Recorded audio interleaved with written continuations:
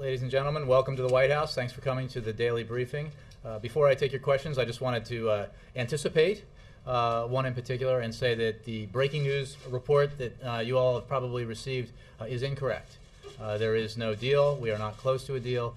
We are, obviously, the President is in discussions with all the leaders of Congress, as well as other members, and exploring the possibility of getting the biggest deal possible, which is a position he has held for a long time now, as you know.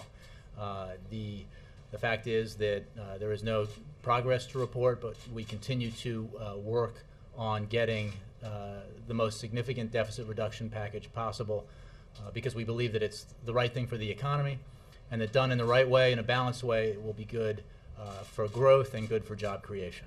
Filing for it? You guys just tweeted it, right? I mean, isn't that how it works? With that, I'll start. Ben. Thanks, May. So, are there meetings today before you start, Ben? I can say that I have nothing to announce in terms of scheduled meetings. As you know, this is a fluid situation. Yesterday, I was able to announce a meeting, and then once another one had been scheduled, was able to follow up with another announcement. So right now we have nothing scheduled, but it's certainly possible. What I can tell you is that discussions are ongoing over the phone, in person, with a variety of different participants, including obviously the President, the Vice President, and others, and that will continue. And when we have an announcement to make in terms of potential meetings, I will be sure to announce and make that announcement. Yes, Ben. so you said you're not close to a deal, and you also said there's no progress to report. Did yesterday's meetings yield any progress? Well, they were constructive and useful meetings. As you know, we're not reading out in any detail the contents of the negotiations, but they were constructive and useful, and you know, we are going through the process of examining what's possible, what we can get, what can be done in a balanced way to achieve significant deficit reduction. What is not in doubt is that Congress will act to ensure that the debt ceiling is raised and that we do not risk default. That is not in doubt. What is the only issue under discussion and debate right now is what kind of deficit reduction package can accompany a measure that would ensure that we do not, for the first time in our long history, default on our obligations. Is it still a red line for the President that any grand deal include revenues? Yes, it is absolutely essential that any grand bargain, if you will, any significantly sized deficit reduction package be balanced, that it contain, that it address all the drivers of our long-term debt and our significant deficits, and that includes non-defense discretionary spending, which, as you know, is only 12% of our budget, but we can make significant reductions there. We can make cuts that represent very tough choices in many ways for Democrats. We should do that. We can find savings in defense spending, and we must, and we can do that, and we can find significant savings in defense spending and do it in a prudent way that ensures that we maintain our national security. We can find savings through the reform of our entitlements programs and reforms that strengthen those programs for the future and for future generations, make sure that those vital programs are strong and providing services to not just this generation of seniors, but to generations into the future. And finally, we can and must, if we want to achieve significant deficit reduction, find savings through the tax code. We have to close loopholes, unnecessary subsidies to industries. We have to address the fact that if we are asking for some belt-tightening and sacrifice from average Americans, from the middle class, we have to also insist that the most fortunate among us also contribute to this. And that's the only way to do it. And if we do it that way, in a balanced way, then the kinds of things we need to do will not be draconian and will not be overly burdensome on any sector of society. And as you figure out what's possible here, is it still the President's position that any expansion of the debt limit must take the country through 2012, or would he be willing to accept something less than that, maybe? No, let me be clear, and I think there was some unfortunate reporting on this yesterday, and or at least some unfortunate headlines. The President's position, his opposition to a short-term extension, a short-term lifting of the debt ceiling, remains firm, period. He is opposed. He is against it because it's bad for the economy. It only furthers the uncertainty that is already a drag on the economy, the doubt about whether or not Washington can get its act together. right? And whether or not Washington can be ensure that the United States remains the fundamental safe haven in the world in terms of investment. So he is fundamentally opposed to that. What I said yesterday and what I then clarified in time for everybody's deadlines here is that all I was expressing an openness to was if there is a deal, and that deal is in place and agreed upon, and because of the way Congress works and the need to cross T's and dot I's, we need to extend for a few days, we'd be open to that if there is a deal. That is a long way from the kind of 6-month, 9-month, 1-year extensions, short-term extensions that have been discussed, in which the president is unalterably opposed to. Okay. Well, your last sentence there gets more to what I was asking about. I understand No, what you did yesterday. opposed. But, Against. but his premise has been that the grand deal should take the country through 2012 on the debt limit. Correct. And that stands. His premise is that we have to raise the debt ceiling for an extended period of time into 2013, regardless, and that's not attached to the grand bargain or a significant deficit reduction deal. That is what we have to do for to create the kind of economic certainty that is essential to allow us to reach our potential in terms of growth and job creation. His position on that hasn't changed. Yes. About 85 House Republicans have signed a letter opposing the McConnell-Reed contingency plan. I wondered if you could respond to that and say whether it remains a viable option. Look, what we know, whatever it's called, is that that whatever the vehicle is to do this, that Congress will act responsibly and ensure that the United States does not, for the first time in its history, risk default. That the United States will continue to be able to borrow money in order to pay the bills that it ran up in the past. That's going to happen.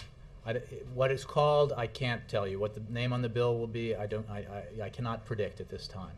What I will say is that it is likely that no matter what we do here, because these are hard votes, we understand that, it's going to have to be done in a bipartisan way. That I can predict with great confidence that whatever we pass will not pass unanimously. And that whatever we pass will be voted, that there will be some Republicans and some Democrats who will vote no. I think that is likely. That's the nature of these kinds of debates and these kinds of issues. But we remain absolutely confident that the United States will not, for the first time, default on its obligations or risk default on its obligations, that Congress will act appropriately. Yes?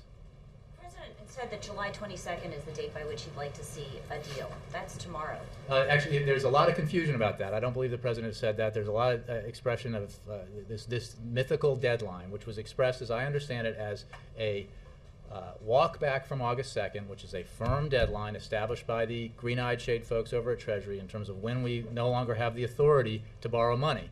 Walking back, looking at what it takes for Congress to take action. It is up to Congress to decide how many days they need to take action. So there is not, which is not to say that we have the luxury of a great amount of time, but there is no July 22nd deadline. I think I've tried to be clear about that on numerous occasions from here.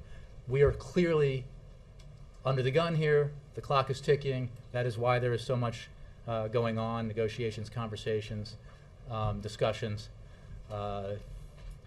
etc. So, but let me be clear about that, because it's not something magical doesn't happen on the 22nd. And I'm sure that members of the administration, the president, everybody will be working full time to make sure that we achieve the most significant deficit reduction possible. Is there a date by which he does think there needs to be Well, a deal? again, it's not what I just want to be clear. This is about how the sausage gets made in Congress, and that's really I would rely more. I would place more confidence in the estimates that the leaders in the House and the Senate give you about how long it would take for this process to work. What we do know is we don't have a lot of time if we are going to get something significant done by the August 2nd deadline. Which we believe there is time for that to happen. And again, it's important for everyone to understand that what we're talking about here is the deficit reduction package that would be accompanying the measure to raise the debt ceiling. Okay, quickly on another topic. Sure. Grover Norquist wrote today that in answer to a question to the Washington Post, that allowing the Bush tax cuts to expire would not, in his view, be raising taxes. That seems to be a sea change position. And now Speaker Boehner, when asked the same question, says he disagrees that would constitute raising taxes. Well, I saw that Grover, whom I've known for a long time, has reverted to absolutism himself and said that, in fact, the position that was expressed in the newspaper is not accurate. And I think that's regrettable, because I think that the fact is that the wealthiest Americans have had a good decade compared to the rest of the country, and that's fine, and that's terrific. The problem is that the middle class, long before the recession hit, was seeing itself squeezed, incomes flat or near flat, and a lot of prices rising, and that's why this president, since he came into office, has acted to reduce taxes for the middle class. And he continues to believe that it is, in an environment like this, it is incumbent upon everyone to help the country tighten its belt. And that's why the Bush high-income tax cuts absolutely have to expire. And and go back to the rates, by the way, that where they were during the longest peacetime expansion in history. The period of greatest economic growth, job creation in American history in the 1990s. So he thinks that's an entirely reasonable and fair position to take. Jake. So the president a few weeks ago said in negotiations that he hoped that everybody would leave their ultimatums at the door. I count 4 ultimatums, and all 4 of them were brought in. 2 of them are the president's, and 2 of them are the Republicans. The Republicans, obviously, is no tax increases. And it has to be dollar for dollar, raising the debt ceiling versus deficit reduction. The president's this has to go through 2013, as Ben asked about, and that it has to have tax increases. Can you explain to the American people why the ultimatum that this has to go through 2013 is important? Because you and I talked about this, and I still don't understand why that ultimatum is more important than avoiding the risk of default. We're not going to default, Jake. I mean, it's a circular question, but we're not. Congress will act, and has said that it will act, and we remain confident that it will. And it's important not to have a short-term extension, because since Congress will act and raise the debt ceiling and ensure that the United States is able to pay its bills, that we do that for a period through 2012 into 2013, so that we do not contribute to the kind of uncertainty that many economists feel has been a drag on our economic growth and our job creation. So it is a position, I think, that is eminently sensible, eminently defensible, and we believe that, and we know that Congress will act to raise the debt ceiling. But in a world where you're looking for the lessers of evils, the least horrible option, is contributing to that uncertainty not preferable to? But you're asking for a hypothetical that we're not going to default. Saying it does not make it so. True enough. Would that it work? Would that? But the issue is not just that I'm saying it or the president's saying it. It's that the leaders of the House and Senate are saying it, and they're the ones who have to vote on it. So we remain absolutely confident that the debt ceiling will be raised, that the United States will continue to be able to pay its bills, including obviously the debt, pay the holders of our debt and our treasuries, pay our beneficiaries of Social Security and veterans benefits, et cetera, that will not, that is not an issue here. The issue is a debate and a discussion and a negotiation with members of Congress over what kind of deficit reduction package we can get as part of this process. And the president remains optimistic that we can get something significant.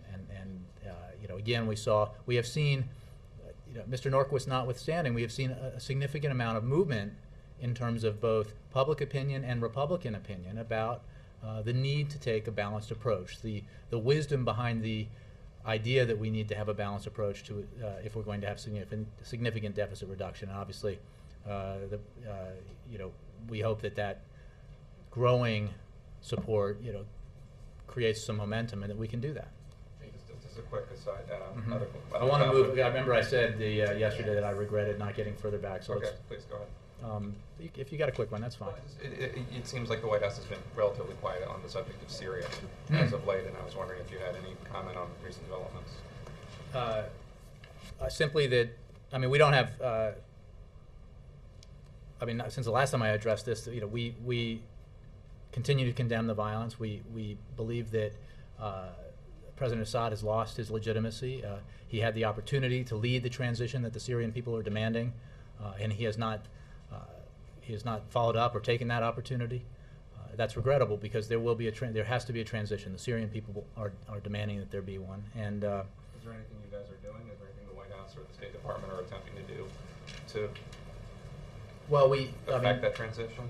Again, it's up to the Syrian people to do that. We have, as you know, instituted a lot of sanctions, working unilaterally and multilaterally with our international partners, and obviously our ambassador there has gone to Hama and been with the people there who are among those protesting the kind of treatment they've been getting from the Syrian regime. And we continue, obviously, to monitor the situation there very closely. Can I follow up on that? No, I'm going to work through here. Thanks very much. I'll get to you. Yeah. Jay, so is there a grand bargain worth about $4 trillion that's back on the table? Nora, the $4 trillion or between $3 and $4 trillion big deal has been on the table, well, I don't know, for a long time, at least since the Simpson-Bowles Commission reported. It is the size of deficit reduction that has been identified by the Fiscal Commission, named after former Senator Simpson and Erskine Bowles.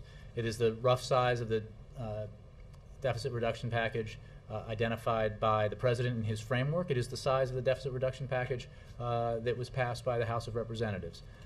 So in that sense, absolutely, it was on the table, it remains on the table. And the parameters of what a deal would look like that requires Democrats to do things that they're not entirely comfortable doing and Republicans to do things that they're not entirely comfortable doing, but that together, if they were willing to do it, they could achieve something big. The parameters of that deal are well known by the participants in the negotiations that have been ongoing now for several weeks. Is it possible that the President could agree to some sort of two-part agreement where there would be a way to raise the debt ceiling and perhaps have some spending cuts that don't have anything to do with revenues or entitlements, and then have a second train, if you will, that's heading towards the station that has then to be some sort of agreement that is similar to what's laid out in the Gang of Six or that was part of the original grand bargain or whatever? Would that be something that the President would be willing to accept? You know, that kind of granular analysis or hypothesizing I'm not going to do. I think that there is the potential here for a significant agreement. There are obviously differences, as there have been throughout this process. We believe there is momentum behind the idea of a balanced approach to a significant agreement. How the mechanisms would work, if we were able to achieve that agreement, I will leave to the negotiators. Mr. Goller. Do you consider House Majority Leader Cantor's statement that there are some elements to the Gang of Six proposal that have promise to be a kind of threshold this thing has gotten over? He's been pretty much believed to be the toughest negotiator for the Republicans in this. Well, I think there have been a number of statements in public that have been mildly encouraging from a number of people. Now, there have also, and I get questions usually about the other kinds of statements that seem to be torpedoing any potential for progress or seem to be restatements of ultimatums that would prevent any significant compromise. So I think it's important to take account of everything that's said in public, but also to, as veteran reporters like yourself clearly understand, listen with and evaluate the kind of comments you hear in public with some contextual understanding for how processes like these work. So that's just simply to say that there have been a lot of positive comments about the potential for a bigger deal, the potential for a balanced deal, the potential for embracing the approach that the President supports. We are not there, but we remain hopeful that we could get there. In the New York Times a couple days ago, there was a report on White House officials entertaining the idea they could run for re-election without being able to point to a strengthening economy. I want to question the accuracy of that and whether or not you believe you might have to run the president might have to run for re-election without the benefit of a strengthening economy. Well, two things remain uncontestably true.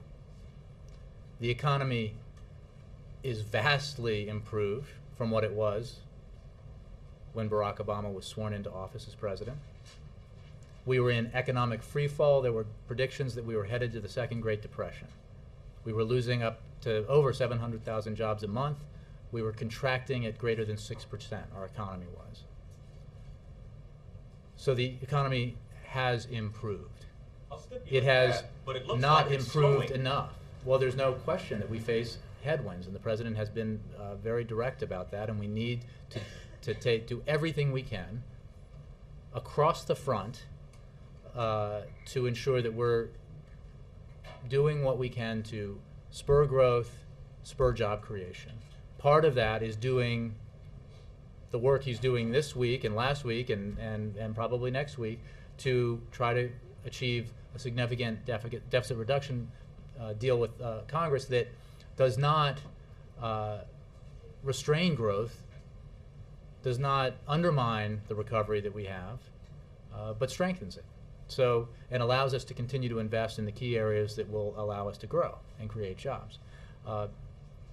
But what remains obvious is to him and to everyone is that this economy is nowhere near where it needs to be. That's why he is focused every day. He wakes up every day and goes to sleep every night thinking about the fact that he will not rest. He will not cease in his efforts to grow the economy and create jobs until he knows that every American who's looking for a job can find one. And that will undoubtedly remain true throughout his first term.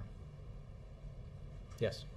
Jay, early in the briefing you said the leaders met yesterday going through what can be done. I assume that's a reference to votes. Vote Yes, counts what in can the be done, yeah, what can House and the pass. Senate. So do any of the plans currently being discussed, to the extent that we understand them, have the votes to pass? And if not, where are the sticking points? You know, I think I mentioned yesterday that I spent a little time covering Congress and enjoyed it immensely. I'm But not I have for not. analysis, I'm I'm not. asking for So what was said inside the meeting. Well, as you know, I'm not reading out what's being said inside the meeting, and I would simply suggest that the best judges of what can pass the House and the Senate are the leaders of the House and the Senate and the whips, the vote counters. We are obviously listening very closely to them in our conversations about what they believe their members will support, what they believe they can persuade their members to support. And as I said earlier, in answer to a question, you know, it is clear that, and it is historically true that in issues like this that are tough and difficult and intensely negotiated, that it's certainly unlikely we're going to get unanimous support if and when we get a significant deficit reduction deal. But we're relying, obviously, well, we have our eyes and ears, but we speak regularly with leaders of both parties in the House and the Senate to get their assessments of what the institution will bear. Okay, you also said any significantly sized package has to be balanced. Can you define where's the threshold for significantly? You know, I'm not going to get into numerical specifics about that. I think there's a general sense, as we discussed in the last couple of weeks, about the sort of $1.5 trillion in spending cuts that we believe is represents what folks on all sides can agree to. Beyond that, it requires some tough choices. Beyond maybe 1.7, it requires some tough choices. And when we get into territory where there has to be a willingness to compromise, there has to be a willingness on the part of the Democrats to get out of their comfort zone, to allow for the fact that some modest reforms in entitlement programs will strengthen those programs as well as provide savings and put them in a sounder fiscal condition for the future, and a willingness by Republicans to recognize that revenue has to be part of this deal if you want it to be big and significant, and address, again, I've given you the numbers of about the spending cuts that we've talked about. Beyond that, we begin to get into the territory that requires leaders to lead. Okay, and finally, the House isn't in session this weekend. What do you think? You know, I direct you to the House. I am confident that we will continue to work. We'll see. Obviously, the leaders of both houses have taken action in terms of the schedule to deal with the fact that we are in intense negotiations and we need to get something done within a short period of time. but I leave it to them to decide how that will work for them. Carol. You said earlier that you're not close to a deal, there's been no progress made.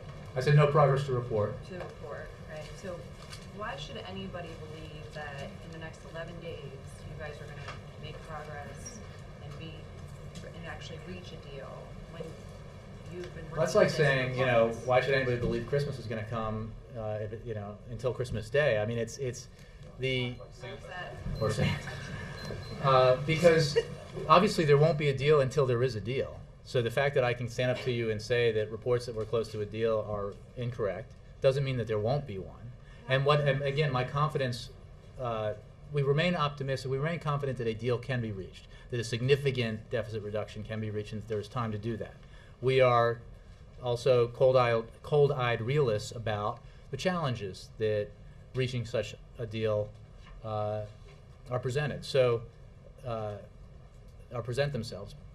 What we do know is that within the next 11 days, the Congress will do as the leaders have said it will do, which is to take action to ensure that we do not, for the first time in our history, find ourselves unable to pay our bills. I guess I'm curious how you're not close when we're so close to the deadline. That's semantics, and I can just tell you that the suggestions that we're close to a deal are incorrect. Has paper been exchanged? All kinds of paper has been exchanged over the last weeks and months. The deal exchanged yesterday? Let me just go back. I'm not going to get into the specifics of these negotiations. What I can tell you is that there is not a participant in these conversations of either party, either house, who doesn't understand what the general framework of a larger deal would look like and what the elements of that larger deal would look like. And most of you have reported on that and have a general understanding of what that would look like. But I'm not going to get into the back and forth of the meetings. Mr. Knoller. Jay, did the deficit stalemate play a role in the president not taking part in ceremonies marking the end of the space shuttle era today? No, we did not. Was it not considered him going down there? I don't torture myself with every scheduling meeting, so I'm not entirely sure, but I don't believe so. Have events been canceled or trips been canceled because of the deficit talks this week and last? Not that I'm aware of. I could take that question. I mean, he's obviously spent a lot of time here in Washington focused on these negotiations. And the not taking part in the shuttle mission era. Well, as you know, the president went to Florida very much hoping to witness the penultimate shuttle launch, and regrettably, I was on that trip and regret it myself that that launch was scrubbed and postponed. And he, has tremendous regard for the program and for all the folks at NASA who participated in making it such a tremendous success. And he looks forward to NASA's future and moving forward with space exploration in the future. We can. I mean, if you want, we can talk more about that. But the fact that it wasn't on his schedule this week is not indicative of that. I think we released a photograph of him watching the launch of the final shuttle mission. Okay, thanks. Juliana. So I know you said that the report is wrong and that it says that they're close to a deal, but the report also says that a deal could include new revenue through a tax code rewrite, lowering individual and corporate tax rates, and closing loopholes and ending tax rates. Is that wrong? I will not address the current negotiations and the content of them. What I will say is that the parameters of what a significantly sized deal are clear, and they include spending cuts, reductions in defense spending, savings through entitlement reform, savings through the tax code. The kinds of savings through the tax code that we have talked about are also pretty clear. We've talked about them in terms of closing loopholes and subsidies, and we've talked about tax reform. So again, that is a general statement about the parameters of what a balanced approach to deficit reduction would look like. And if we achieve an agreement on a balanced approach, it will look like that. But the details are obviously, would have to be worked out. So there would still be time at this late in the game to have some sort of deal that includes new revenue in the way that... Absolutely. And remember that when we talk, a deal would have to be implemented, and there would be stages of implementation and things like that. So it's not like everything has to happen instantly on August 2nd or 3rd. But there is in any case, in any kind of broad sweeping legislation, that would be true, and that would be true in this case. Did administration officials notify top lawmakers last night that a grand bargain type of deal could be soon or imminent? Again, the report is incorrect. But the details that it's describing of what a deal There are could look like conversations are not ongoing correct. with members of Congress, involving members of the White House and the broader administration, about what the various options of a big deal would look like, a smaller deal would look like, and a really small deal would look like. So were there discussions? Have there been discussions ongoing about what a deal would look like? Yes. Were there discussions? Have anybody here been telling folks that we're close to a deal? No. Does the White House have its own proposal that it is floating? The president's framework is well known. So yes. Yeah, Mara. You said there's been a significant amount of movement in public opinion and Republican opinion on a balanced approach. Did you mean Republican opinion in Congress? No, I meant Republican opinion In the public. broadly, but also Republican opinion. We have seen a lot of voices, we have heard rather a lot of voices of late from former elected Republicans, from Well, they're not voting, but yeah. correct, from elected Republicans. We've heard people talk about the need for balance, whether it's Lindsey Graham or Bill O'Reilly or others who have talked about, from the conservative side of the political spectrum, elected officials, non-elected officials, participants, observers, commentators. There is a growing recognition that among the folks who actually do the voting and among those who used to or who influence, we think, or have opinions that are heard, that we need to take a balanced approach, and we think that is a positive development. Well, does the president have a clear idea of what the Republicans' bottom line is now? I'm not going to get into specific I'm not negotiations. asking what the bottom line is. Does he know? Does he feel he I knows think- what their bottom line is? I would just say that they continue to have productive conversations about the possibility for an agreement. Because I think it's been over a week since he said he wanted them to come in with their bottom lines. Did they come in with their bottom lines? We've had ongoing discussions. I don't want to characterize what's been said. I think we certainly have a clear understanding from all parties about what they would like a deal to look like, what they are open to discussing, and what they believe is absolutely essential to any deal. And that's true for all the parties. That's true for us as well. Because when you talk to people on the Hill, a lot of them say they don't, even Republicans, we don't know what the House Republicans' bottom line is. There's some Well, question again, about that. you're talking I wonder if about the president has any a more body in clarity. the House that's 435 members strong, and obviously all of them speak for themselves individually, even as well as Democrats or Republicans, and this, there is no question, as I've said several times now, that there will not be unanimity. I would be shocked. I would buy everyone here lunch if there is unanimity in a vote here, and that's not. And I would be shocked if this weren't a tough vote. But we would hope that there would be broad consensus around a bipartisan, significant deficit reduction deal that was balanced. But these are big issues, and it requires a certain amount of persuasion and skill and negotiating to get it done. But would it be wrong to interpret your answer Mara, I as wanna no? I wanna keep Okay, moving. but I have That's- one other quick question about the Gang of Six. Has, other than Durbin coming up for the meeting, has he talked to any members of the Gang of Six? The last couple president days? has spoken to other members of the Gang of Six. I think I mentioned, or at least I meant to mention or I meant to say yesterday. If I didn't, I could be repeating myself. That, as you know, that two of the members of the United States Senate with whom the president counts as friends happen to be members of the Gang of Six. So you can be assured that he has conversations with them, and he has certainly had conversations with others. Does he embraced the broad outlines of what they've said. I'm assuming he's looked at the details of it. Is his interpretation of their proposal that it includes a net tax increase or a net tax decrease? I don't have an interpretation to give you. Let me move to David. Yesterday you were talking about when the president takes this case publicly to people, makes his arguments, that sometimes it can be difficult to explain complicated, arcane terminology. Tomorrow he has a town hall scheduled with students at the University of Maryland. How will he intend to really explain to them in terms they can understand, young people concerned about their futures and jobs, what this means for them?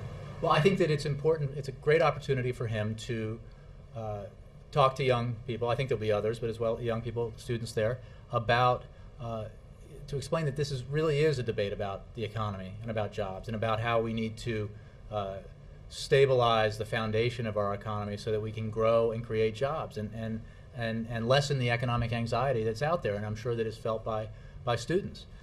So it's also important. It's a great opportunity to speak to students because there is and there has been for a long time now a lot of doubt among younger Americans about whether or not those kinds of programs that protect folks in their old age, the Social Security and Medicare programs, will be there for them.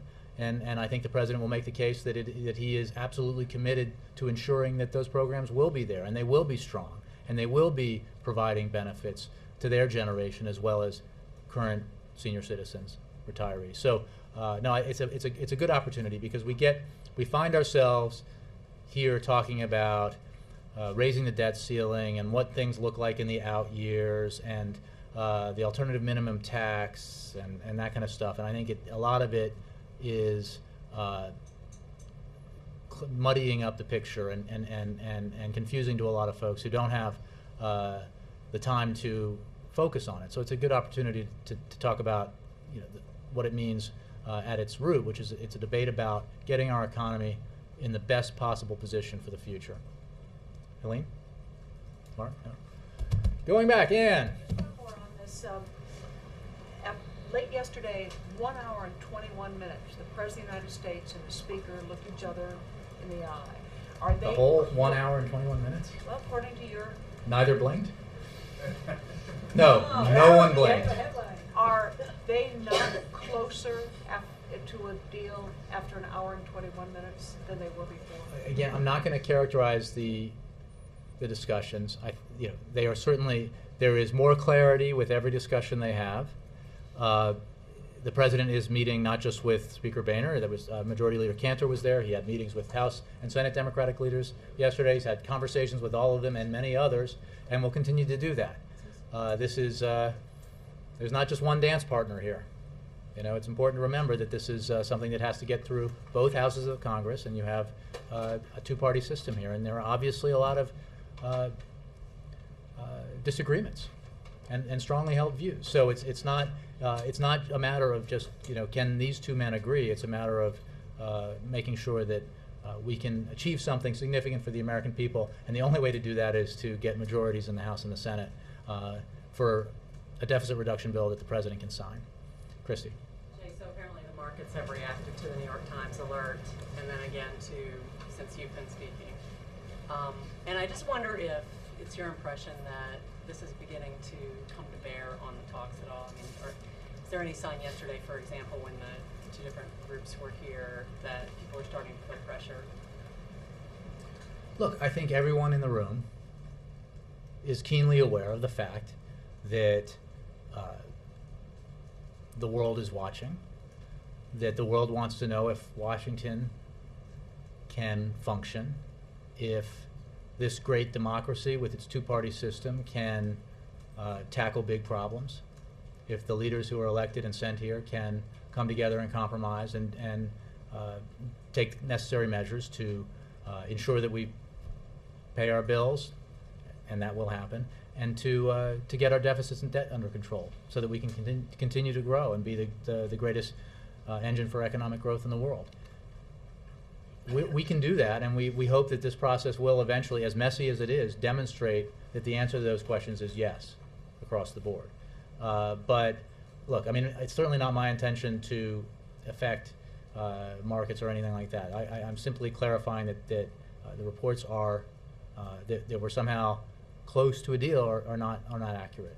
They are talking, lines of communication are open, they continue to have discussions. We continue to believe that a significant deficit reduction deal is possible. We certainly believe that is preferable, and we continue to be absolutely confident that the United States will continue to have the capacity to pay its bills beyond August 2nd. So, but certainly there's a lot at stake here. Setting aside the issue of the debt ceiling, there's a lot at stake. We have an opportunity here to deal with a problem that has been with us for a while, and that if left unresolved poses significant trouble for us in the future. We should grab that opportunity and do something big for the American people. April. Jay, can you at least give us where both sides are? The president was talking about this overlap yesterday. Could you at least detail what the overlap is, where they are in agreement, commonality on cuts? April, there will be time when this is over, and hopefully we can all be celebrating a significant accomplishment to go through, where people were on which day and where the disagreements were and where the agreements were. It's not in the interest of achieving a result for me to do that.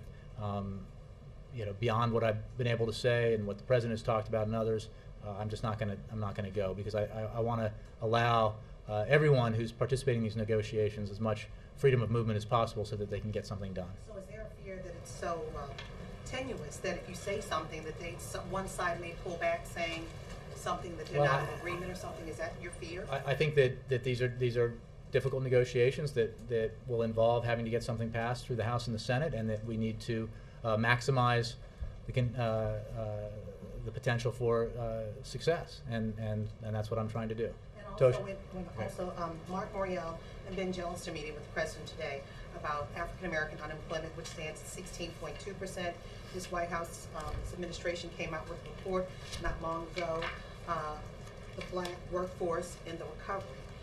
What can the president tell these two leaders as more cuts are expected and the black community is expected to have a hit, especially as they once again are employed in a large number by the federal government and also benefit from federal government programs? Mm-hmm. What is the president prepared Well, to look, say? I think that one of the reasons why the president is so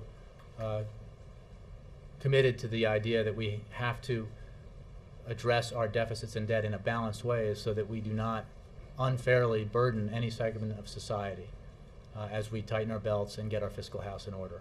He has also, as he did from this podium, made clear that there is an important case to be made to progressives that we have to get our debt and deficit under control in order to allow us to continue to invest in the areas that are essential to create jobs, to grow the economy, and to allow us to maintain the kind of benefits that protect the vulnerable among us. So, this is all of a piece here. And as you know, this meeting, the president meets regularly with leaders to discuss a range of topics, including economic stability and job creation. And he will thank both leaders whom you mentioned for their contributions in underserved communities across the country and congratulate them on their upcoming conventions. As you know, both organizations have conventions. Did the president reach out to them, or they reached out to the president for this meeting? I would have to get back to you on that. I'm not sure. Toshi?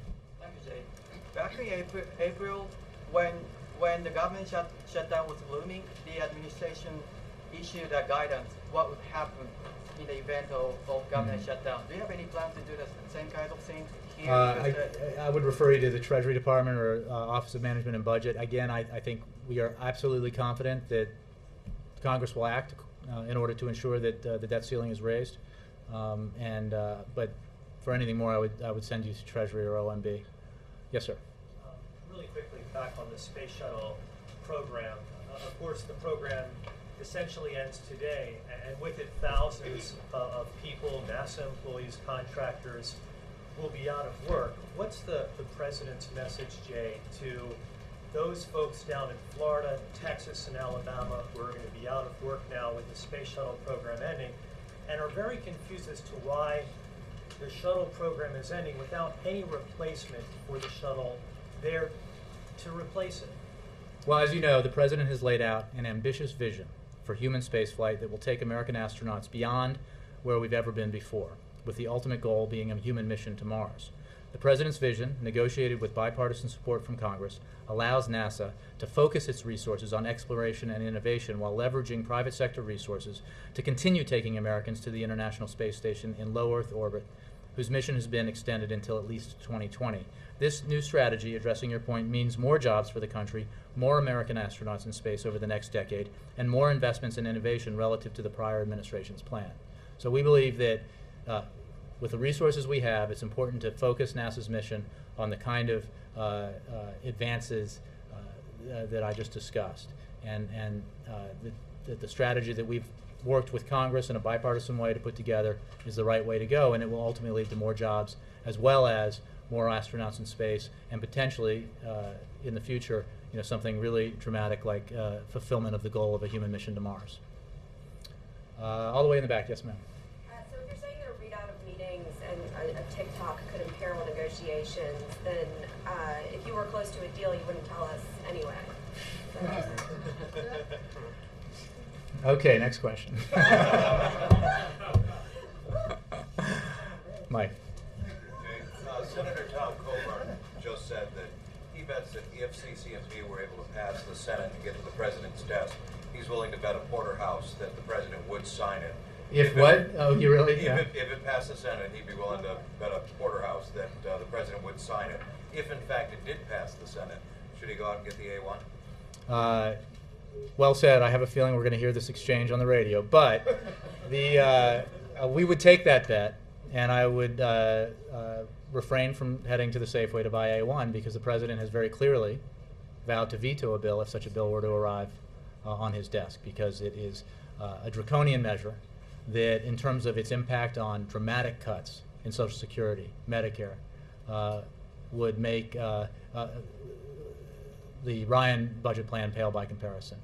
It's an irresponsible thing to do. We should not have to amend the Constitution so that Congress does the job that it was elected to do, and that the leaders in Washington do the job that they were elected to do. We don't need to. We have before us the possibility of actually doing what Americans sent us here to do, which is compromise and achieve significant deficit reduction in a balanced way that puts us on the right path for the future. John Christopher. Yeah, I think this may be a little breaking. A third of the House Republicans have signed a letter refusing to adopt the new Congress. I got a question about that before, and as I just said, whatever the vehicle is, we remain confident that at the very least, Congress will absolutely take appropriate action to ensure that we raise our debt ceiling.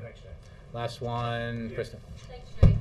Top White House officials have been spotted on the Hill today. Jack Lew was seen going into a Senate Democratic lunch, and Rob Neighbors was seen waiting outside of Speaker Boehner's office. Some people are going to hear that and think it is suggestive that there has been movement towards a deal. What's your reaction? Well, I think I've made very clear, without detailing every meeting and conversation, that senior members of the White House and administration have been in regular contact, up to and including the president, with leaders in Congress as we try to negotiate a solution here, an agreement here. So that those sightings would be completely in keeping with what we've said about that. So yes, I did promise you a question. Yeah, Thank you. This is the last one. Follow up on Syria. What else you are expecting from Syrian people to do while the Syrian forces, big tanks going into towns like Homs and shelling We absolutely categorically condemn the violence. We call on the Syrian regime to cease the violence. We are working with our partners internationally to put pressure on the Syrian regime to get it to cease. And we believe that it is clear now that the President Assad has given up the opportunity to lead the transition that the Syrian people will demand, and he has lost legitimacy by doing so. That's all I have to say. Thanks very much. Thank you.